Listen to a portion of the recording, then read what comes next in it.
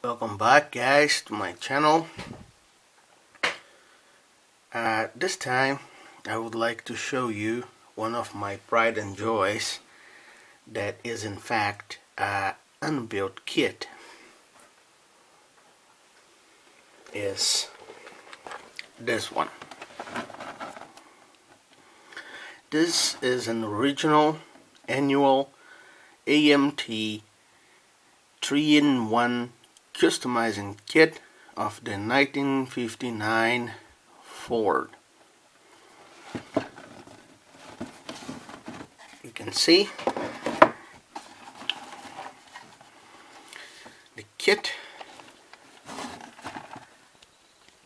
is complete in the box with the body never painted, underside never painted,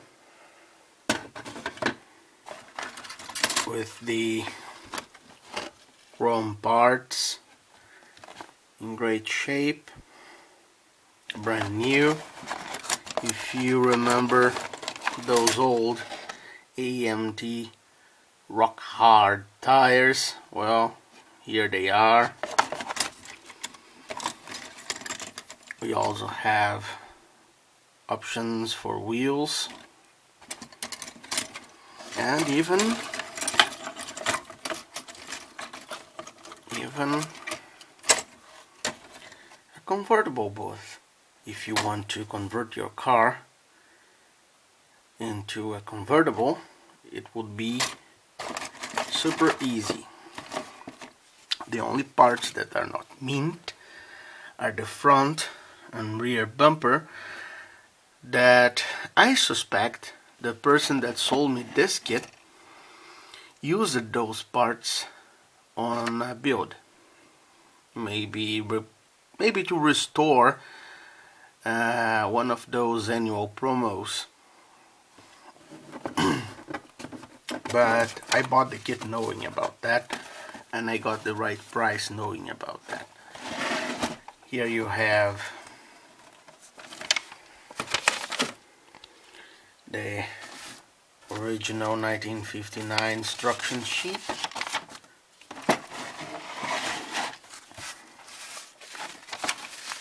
See? Something you don't see every day in such a great condition.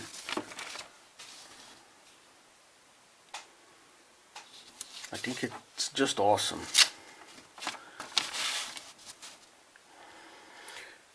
I really love those old kits a lot more than the new tool kits. Why? Why do I think like that?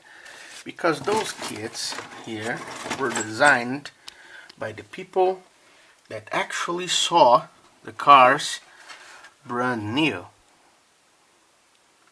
and they didn't have the disadvantage or the misadvantage, whatever you want to call it, of a machine thinking for you. Without computer design and without CAD, they were able to produce bodies that are so accurate and so beautifully spot on that modern kids can even dream about. This is not always true. Not all old kids are great, but the ones that are, my God, they are perfect. Like this Galaxie here.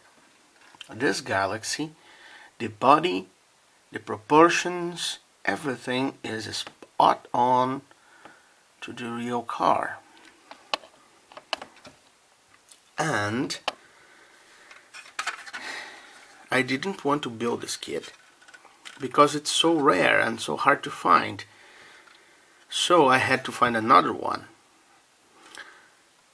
But the other one I found is not quite this same series, the 3-in-1 customizing kit. It's not this one. is the not less interesting and not less well done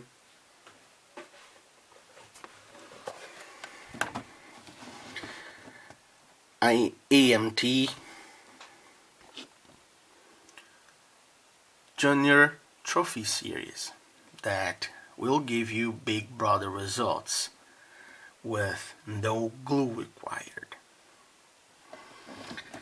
I bought this kit online on eBay. Well, where else, right? And the body was in pretty poor shape. The model was built, but without paint and without glue and in super great shape. So I just needed to open the box, pick the model, unscrew the bottom because it's all kept in place by screws, like every kit should be in my opinion. Take away the metal axles that every kit should have in my opinion, because I'm old school to the bone, and then restart it again like if it were a brand new kit. I used Photoshop to restore the box and reprinted the box and glued the restored panels together to fabricate a replica of the original box, but without the damage, without the dents, without the missing little corners, without the mold it had here on the bottom. So this box here is not original, but it is a perfect copy of the original body. So what I did with this car, this Ford was built in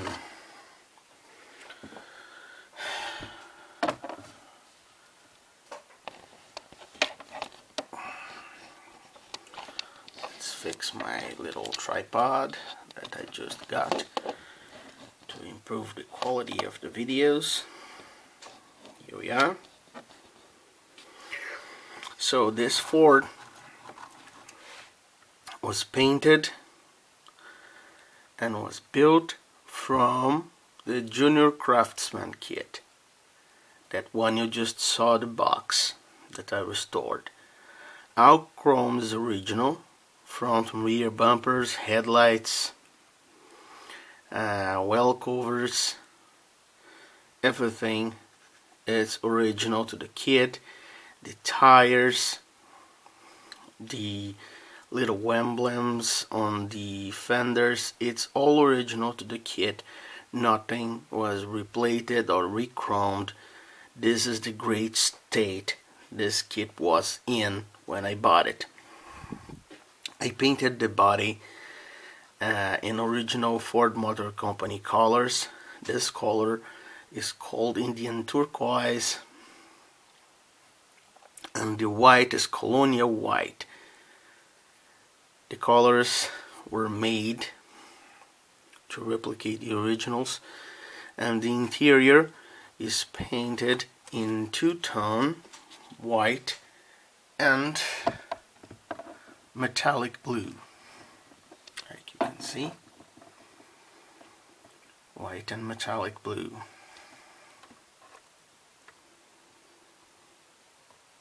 It was an option, accurate option for the Ford. And this car, of course, is a curbside kit, as it was almost the rule for kits in 1959. Very few of them had engines. The main differences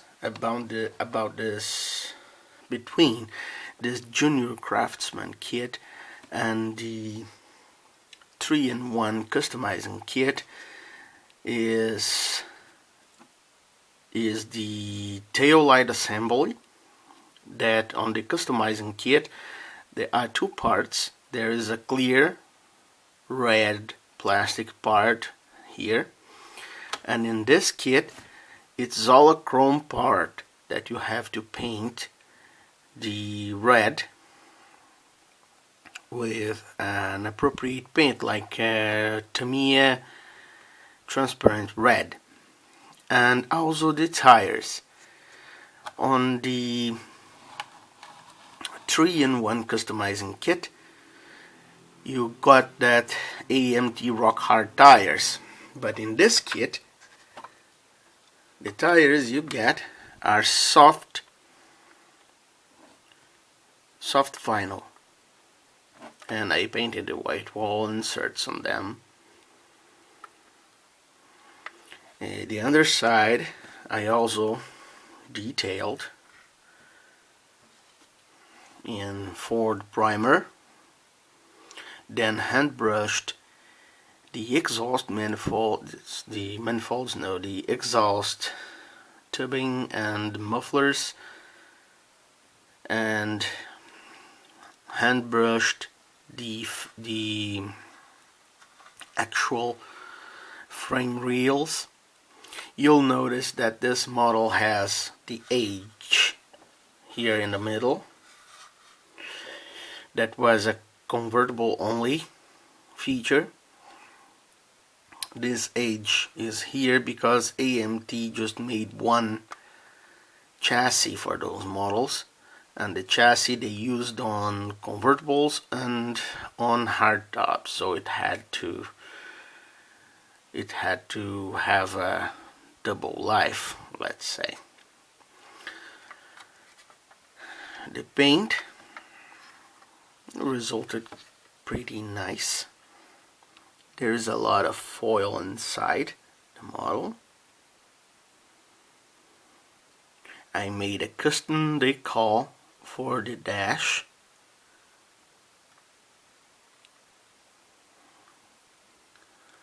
That custom decal was made from a picture of a Rio dash on a Rio 59, and there are also custom decals here on the front end, on the hood,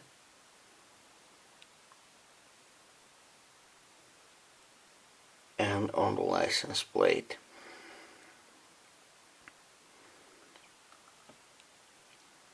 This decal on the hood is copied from a picture of a real car.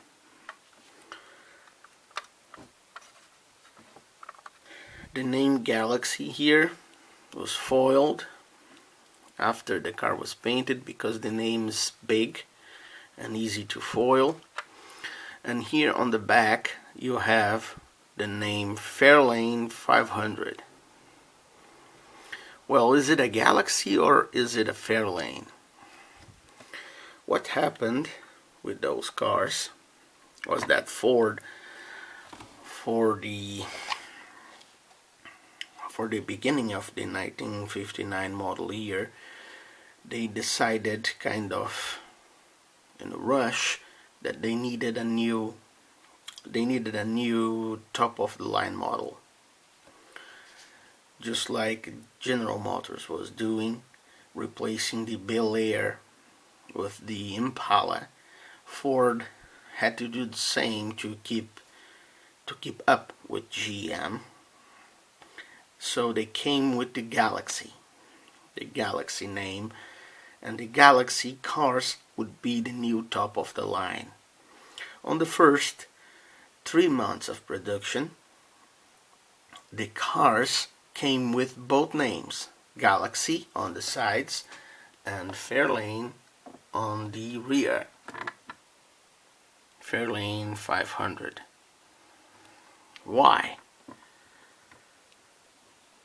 that was happening? Well, because Ford was in a rush when they decided to change the car's name, and a lot of Fairlane 500 badges were done and in stock on the factory. So the first year for the Ford Galaxie, the car started the year called Ford Fairlane 500 Galaxie. By the end of the production year of 1959, the car was only the Ford Galaxie 500. And this is the first year of the saga of what I consider the best cars ever built, the Ford Galaxies. They are awesome machines with great design. I have all the years built from 1959 to 1966. Why only 1966? Because the 1966 Galaxie was the one Ford Motor Company started producing in Brazil in late 1966 as a 1967 model. And I wanted to make a shift from the United States made Galaxies to the Brazilian made Galaxies in the 1966 model year. I still have to build the Brazilian 1967. That is a 4-door sedan 66, but I still haven't found a body. And the other Brazilian Galaxies from the 1967 year up until 1983, that was the year the last Galaxie rolled out of the assembly line here in Brazil. And even in 1983, you could still perfectly find a 1966 Galaxie under the few sheet metal alterations. So yes, here in Brazil, the 1966 Galaxie 500 was produced from 67, late 66, early 67 until February 1983. Yeah, basically like that. I have two of those cars. I have a 1974 Galaxie 500 that you can see videos of on my channel, and I also have a 1982 Galaxie Landau that is just the same as the 83. And even on the 82 you can see the 66 Galaxie. The doors are the same, the roof is the same. If you cover the rear end and the front end with your finger, the middle section is a 66, and this in 1982, believe it or not. Just take a look at my videos on my channel and you'll see that. I pretend to go forward and showing you guys all the Galaxies from 1959, this being the first, until the 1966 year. In theory, I don't have to show you them all because I already showed you the 1960 Starliner. That, yes, it is a Galaxie. It's the 1960 Galaxie, but with the Starliner top, still a Galaxie. Just like a Sunliner. A 1960 Sunliner is the convertible version of the Galaxie, and it is a Galaxie. And I have already showed you guys the 1965 Ford Galaxie 500 XL. So I'm going to be showing you pretty soon the 62, the 63, the 64 and the 66. And those are all AMT kits that I have built, all with authentic original colors. Well guys, If you have any questions, any comments, please feel free to ask. Feel free to comment. I love reading your comments and answering them. And if it is within my level of expertise, I'll make my best to answer all your questions. Thank you very much for watching me again, and have a great Sunday.